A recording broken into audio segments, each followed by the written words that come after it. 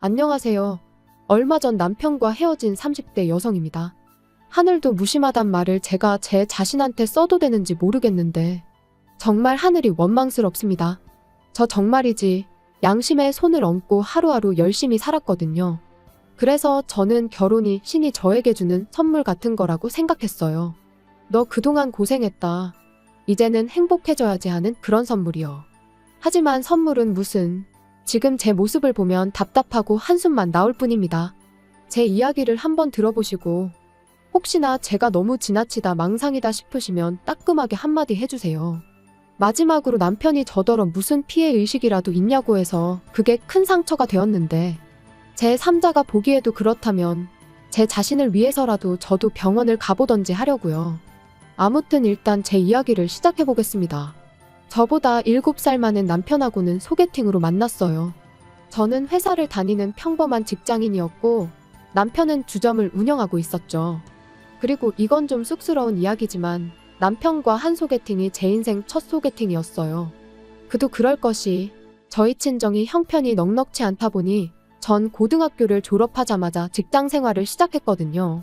그리고 중간중간 저한테 호감을 보이던 사람도 몇 명 있었습니다만 그런데 신경 쓸 겨를이 별로 없었네요. 집에 당장 편찮으신 아버지가 계시고 그 아버지를 간호하는 어머니가 계신데 제가 어디다 한눈을 팔 수가 있었겠어요.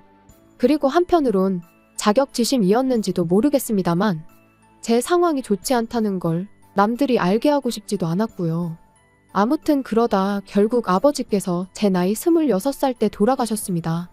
그리고 아버지께서 돌아가시면서 보험금이 좀 나왔는데 그걸로 뭐 여기저기 빌렸던 빚들 청산하고 나니까 남는 것도 없대요.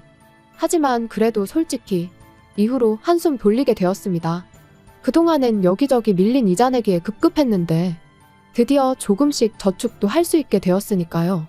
그리고 이후로 세월이 흘러 어느덧 제 생활도 안정을 찾아갈 때쯤 그렇게 남편을 소개받은 거예요. 처음 남편을 보고 느꼈던 점을 얘기해보자면 뭐 괜찮아 보였어요. 크게 까다롭게 구는 거 없고 자기 일 열심히 하는. 하지만 무엇보다도 제 마음에 들었던 건 남편이 건강하단 사실이었습니다. 평생 몸이 약한 아버지와 살면서 어머니가 얼마나 고생을 하셨는지 누구보다 제가 잘 알았으니까요. 병간호라는 게 정말이지. 아픈 사람은 병간호해주는 사람한테 아프다고 할 수나 있지 병간호하는 사람은 아픈 사람한테 말 한마디 푸념도 못해요. 그게 그렇더라고요. 그래서 아무튼 남편하고 연애를 시작했는데 사귄 지 7개월 만에 바로 결혼 이야기가 나왔습니다. 남편 말이 자기 나이도 있고 하니까 얼른 결혼해서 애도 낳고 그랬으면 좋겠다고요. 그런데 전 솔직히 자신이 없었어요. 일단 모아둔 돈도 많지 않았고 연애도 처음인 마당에 결혼에 대해선 아예 생각을 해본 적이 없었죠. 하지만 남편은 계속해서 금전적인 부분은 걱정하지 말라며 저는 그냥 몸만 오면 된답니다.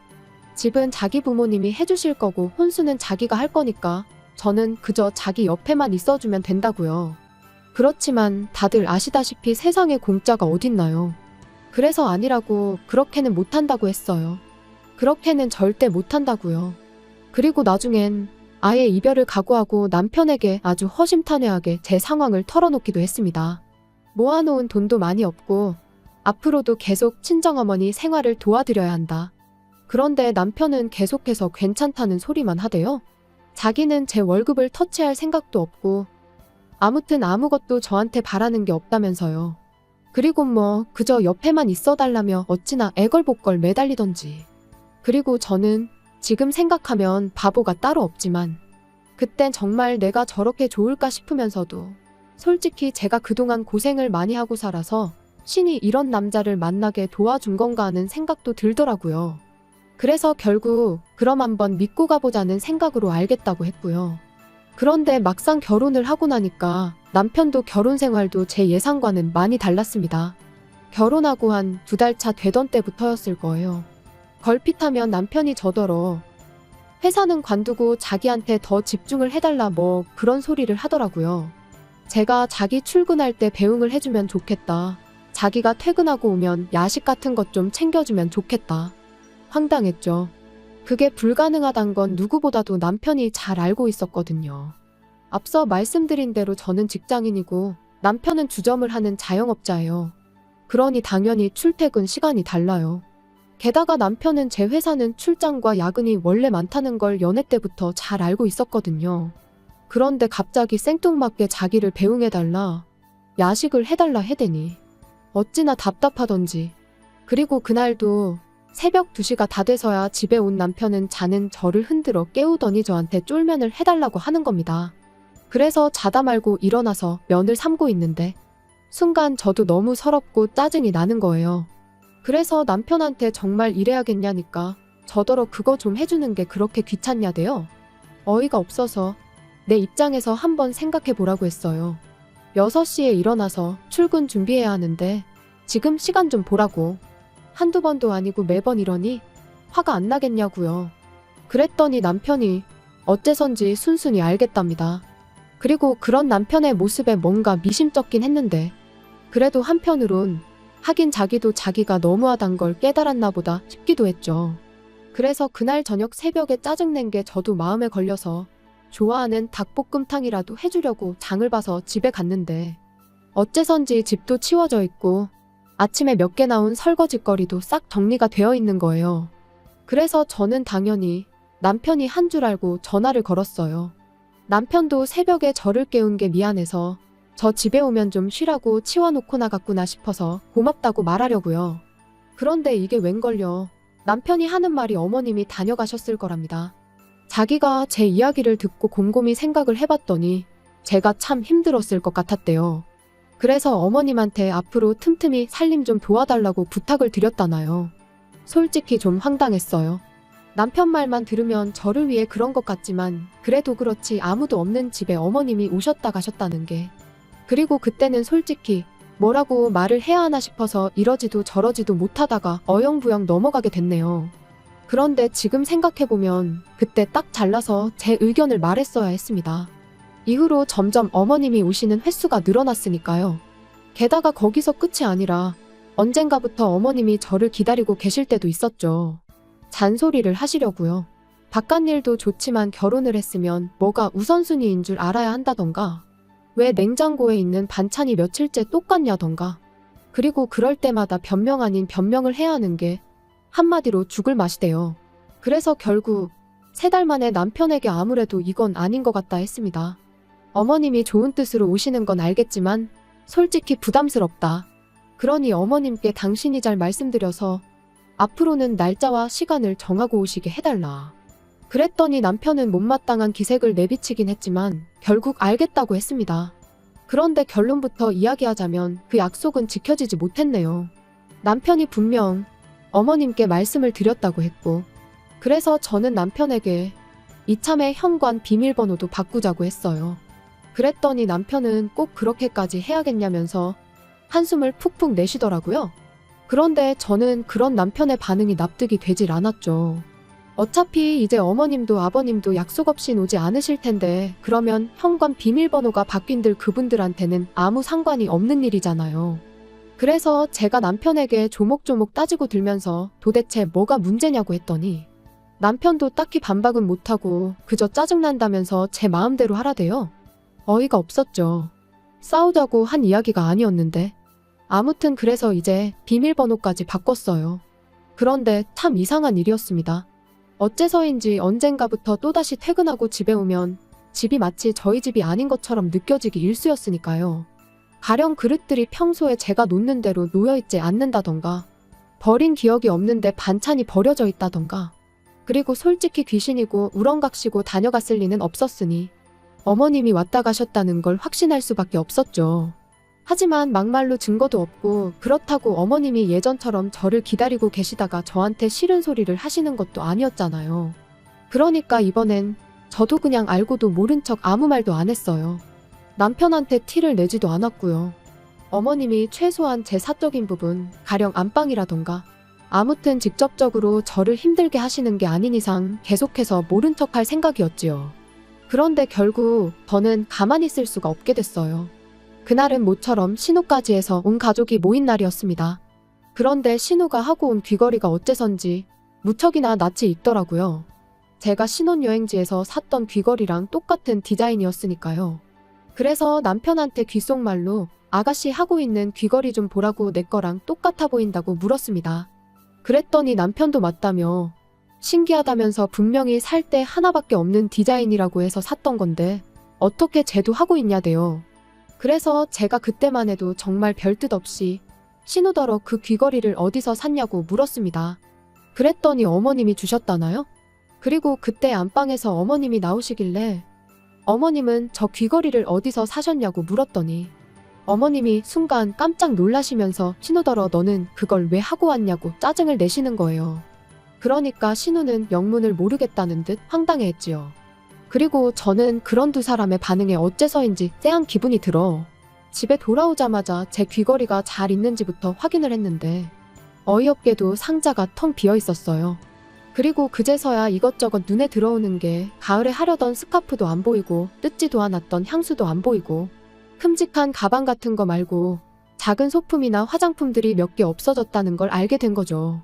하지만 딱히 증거는 또 없어서 다른 건 말 안 하고 남편한테 귀걸이 얘기만 했어요. 내 귀걸이가 없어졌다고요? 그랬더니 남편이 그게 무슨 소리냐더니 이내 저더러 지금 혹시 무슨 생각을 하는 거냐고 우리 엄마가 가져가기라도 했다는 거냐고 그러는 거예요.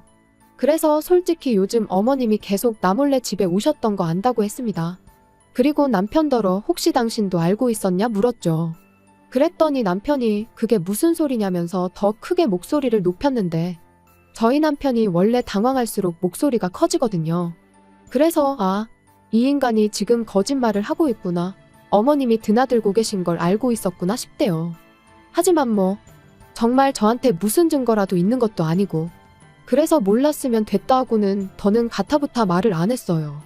범인은 현장에 반드시 다시 나타난다는 말처럼 저도 어머님이 다시 오실 거란 확신이 있었으니까요. 그리고 며칠 뒤 그날도 평소처럼 출근을 했는데 아침에 뭘 잘못 먹기라도 했는지 영속이 좋지가 않았습니다. 그래서 반차를 내고 모처럼 집에 일찍 왔는데 기가 막혀서 말도 안 나왔어요. 현관을 들어서니 어머님이 제가 온 줄도 모르고 거실에서 제 옷들을 입어보시며 패션쇼를 하고 계셨으니까요. 어찌나 당신 모습에 심취해 계시던지 제가 일부러 기척을 내도 모르셨지요. 그래서 결국 보다 못한 제가 어머님께 지금 뭐 하시냐 했습니다. 주인도 없는 집에서 남의 옷은 다 꺼내놓고 지금 뭐 하고 계시냐고요. 그랬더니 어머님이 얼굴이 정말 새빨개지셔서는 저더러 지금 무슨 소리를 하는 거냐며 대뜸 이 옷도 저 옷도 다 내 아들이 벌어다 준 돈으로 산 거지 않냐. 그러니 내가 좀 입어볼 수도 있지 그러시대요. 그래서 제가 꼭 그런 것만도 아니라고 저희 맞벌이 하는 거 아시잖아요 했어요. 그랬더니 그거 돈 몇 푼 번다고 유세냐면서 그럼 이 집은 누구 집이냐고 소리를 지르시더니 당신하고 아버님이 죽어라 벌어서 산 집인데 네가 뭔데 와라 마라 하냐. 그리고 니네 싸가지가 있네 없네 고마운 줄을 모르네. 말 그대로 막말을 퍼붓기 시작하시대요. 할 말이 없었습니다. 어머님 말씀대로 두 분 돈으로 산 집이 맞으니 제가 따로 할 말이 없었고 그렇지만 그렇다고 하더라도 어머님의 말씀은 너무 지나치셨기에 말을 하고 싶지가 않았달까요. 그런데 어머님은 제가 말이 없으니 더 약이 오르셨는지 더 큰 목소리로 소리를 지르기 시작하셨습니다. 너는 해온 건 없으면서 가진 건 많기도 하더라. 맨몸뚱아리로 시집와서 조신하게 지 남편 뒷바라지나 하지. 이런 식으로 돈을 빼돌린다 어쩐다. 솔직히 듣는 내내 어이가 없는 건 물론이고 모욕스럽기까지 하대요. 이렇게 무시당할까봐 안 한다고 한 결혼이었는데 자기가 다 책임진다더니 지키지도 못할 약속을 내뱉은 남편이 원망스럽기도 했고요. 그리고 그때 어째서인지 남편이 집에 왔습니다. 그런데 남편도 비어있어야 할 집에 저는 물론이고 어머님까지 계시니 당황한 눈치더라고요. 게다가 거실 바닥은 온통 제 옷들로 난장판이었으니 이게 다 무슨 일이냐고 묻대요. 그래서 제가 남편더러 궁금하면 어머님한테 한번 물어보라 했습니다. 그리고는 왜 지키지도 못할 약속을 해서는 사람을 이렇게 비참하게 만드냐고 한마디 하곤 헤어지자고 했네요. 어머님이 나한테 사과를 하실 분도 아니고 설령 사과를 하신다고 해도 오늘 같은 일이 또 없으리란 보장도 없지 않냐면서요. 그랬더니 어머님은 더더욱 목소리를 높이시며 네가 뭔데 헤어지고 말고를 정하냐며 그런 건 어머님 아들이 정할 일이랍니다. 가진 거라곤 쥐뿔도 없으면서 네가 뭐라고 결정을 하느냐고요. 그리고 그때는 남편도 어머님한테 말씀 좀 가려하시라고 한마디 하긴 하더니 기껏 덧붙이는 말이 이런 일로 이혼은 너무한다면서 자기가 정말 책임지고 두 번 다시 이런 일은 없게 하겠다고 이번만 그냥 넘어가 달라는데 솔직히 더는 믿고 싶지도 않았고 송충이는 솔잎을 먹어야 한다는 말처럼 제가 너무 분수에 맞지 않은 욕심을 냈나 하는 생각만 들 뿐이었습니다. 그래서 남편더러 그럴 거 없다 내 마음은 정해졌다 했어요. 그랬더니 남편이 저더러 어머님이 홧김에 한마디 하신 걸로 너무 오버하지 말라면서 그거 자격지심이고 피해의식이야 그러는데 나오던 눈물도 쏙 들어갈 만큼 황당하고 기가 막혔죠. 그래서 마음대로 생각하라 하곤 제 집만 챙겨 나왔습니다. 그리고 뭐 다행이라고 해야 할지 어머님이 혼인신고는 세금 문제도 있고 하니 좀 천천히 하라셔서 미루고 있었는데 어쩌면 어머님은 처음부터 저희가 이렇게 될 줄 알고 계셨던 걸까요? 아니면 이렇게 만들 생각이셨던 건지. 아무튼 잘 됐죠 뭐. 머리 아프게 따지고 그럴 필요도 없었으니까요. 하지만 남편은 무슨 미련이라도 남았는지 지금도 계속 연락이 옵니다. 어머님도 반성 많이 하고 계신다면서 저만 돌아오면 된다면서요.